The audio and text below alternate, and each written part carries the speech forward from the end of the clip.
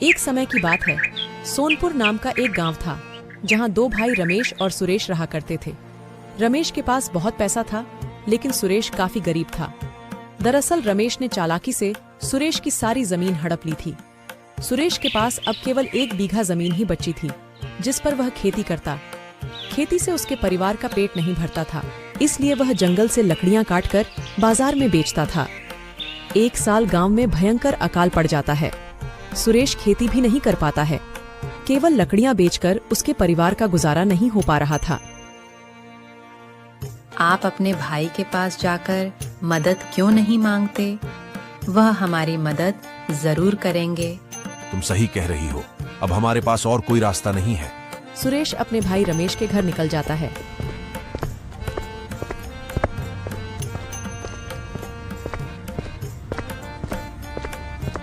रमेश भाई, कुछ पैसों की मदद चाहिए थी। घर का राशन भी खत्म हो गया है। अगर मैंने तुम्हें पैसे दे दिए तो मैं रास्ते पर आ जाऊंगा। मुझे माफ करो, कहीं और जाओ। रमेश उदास हो जाता है और सीधा जंगल में लकड़ियां काटने निकल जाता है। ख्यालों में खोए हुए सुरेश को पता ही नहीं चलता है कि कब वह घने जंगल के काफी भीतर चला गया था।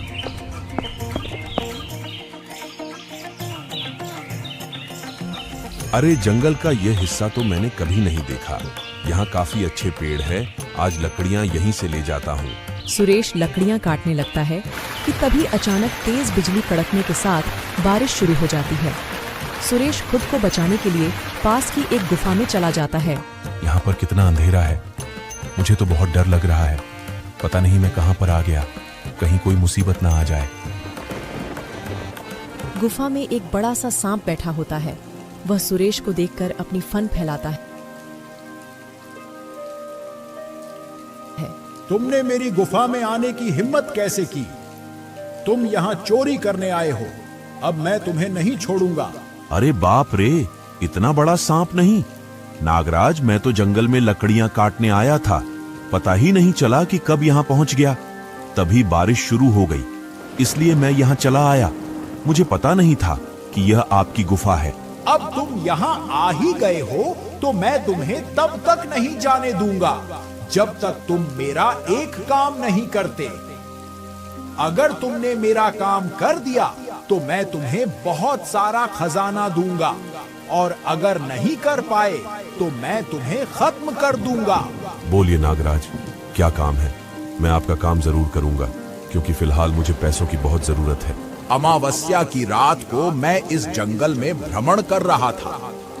तब एक नेवले के साथ लड़ाई में मेरी नागमणि कहीं गिर गई थी। अगर तुम मुझे वह नागमणि लाकर दोगे तो मैं तुम्हारी मदद जरूर करूंगा। जैसे ही बाहर बारिश रुक जाती है, सुरेश नागमणि ढूंढने के लिए निकल जाता है।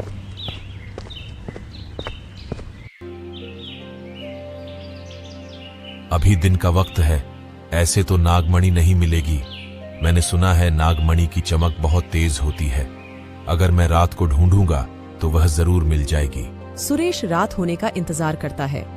उधर सुरेश की पत्नी घर पर सुरेश की चिंता कर रही थी। इतनी रात हो गई, यह अभी तक क्यों नहीं आए? ऐसा तो पहले कभी नहीं हुआ।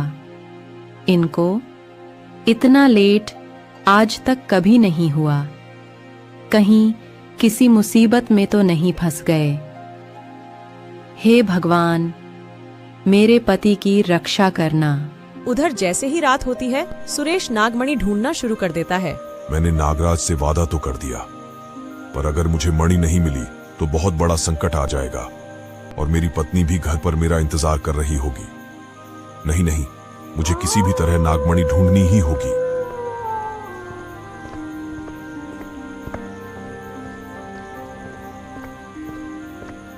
काफी घंटे लगातार खोजने के बाद आखिरकार एक पेड़ के नीचे उसे नागमणि मिल जाती है। मिल गई, आखिरकार मुझे मिल ही गई। तेरा बहुत बहुत शुक्रिया भक्त। सुरेश नागमणि लेकर सीधा नागराज के पास पहुंच जाता है। नागराज मणि देखकर बहुत खुश होता है। आखिरकार तुमने कर दिखाया जो काम बड़े बड़े नाग नागिन नहीं कर पाए। वह काम तुमने कर दिया।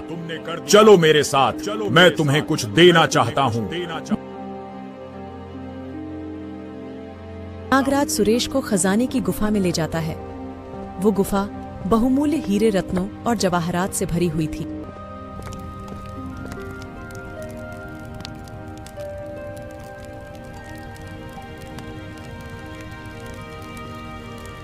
तुम्हें जितना चाहिए, जो चाहिए सब उठा लो। सुरेश वहाँ से सिर्फ 5 हीरे उठाता है। यह क्या सिर्फ 5 हीरे? अरे और भी उठा सकते हो, जितने की तुम्हें जरूरत है। नहीं नागराज, मुझे सिर्फ इतने की ही जरूरत है। इतने से मेरे परिवार का गुजारा हो जाएगा। ज्यादा लालच अच्छी चीज नहीं है। तुम बहुत ही ईमानदार इंसान हो। तुम्हें जब भी पैसे की जरूरत हो, यहाँ चले आना। सुरेश घर आकर अपनी पत्नी को सारी बात बताता है। सुरेश ने एक सुंदर घर बना लिया था और बाकी पैसे उसने गरीबों में बांट दिए। उधर रमेश को अपने भाई से जलन होने लगी थी। इस सुरेश को कहीं पर खजाना मिल गया। क्या मुझे पता लगाना होगा कि आखिर माजरा क्या है। उस रात जब सुरेश घर नहीं आया था, तब जरूर कुछ हुआ होगा। रमेश सुरेश के घर के पास छिपकर सुरेश और उसकी पत्नी की सारी बात सुन लेता है। फिर उसे उस गुफा और खजाने के बारे में पता चलता है, पर उसे नागराज के बारे में पता नहीं था।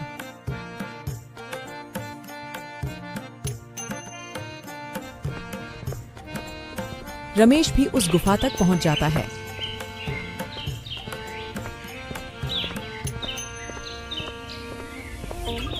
लगता है यही वह गुफा है जिसकी बात सुरेश कर रहा था।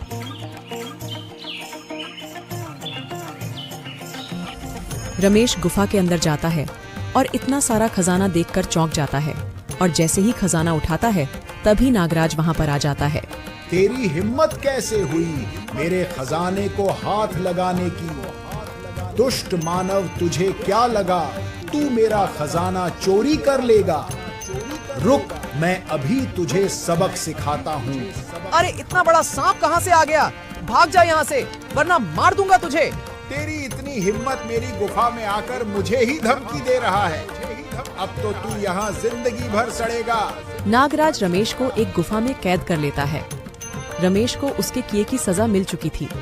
वहीं सुरेश अपनी पत्नी के साथ खुशी से जीवन बिताने लगा।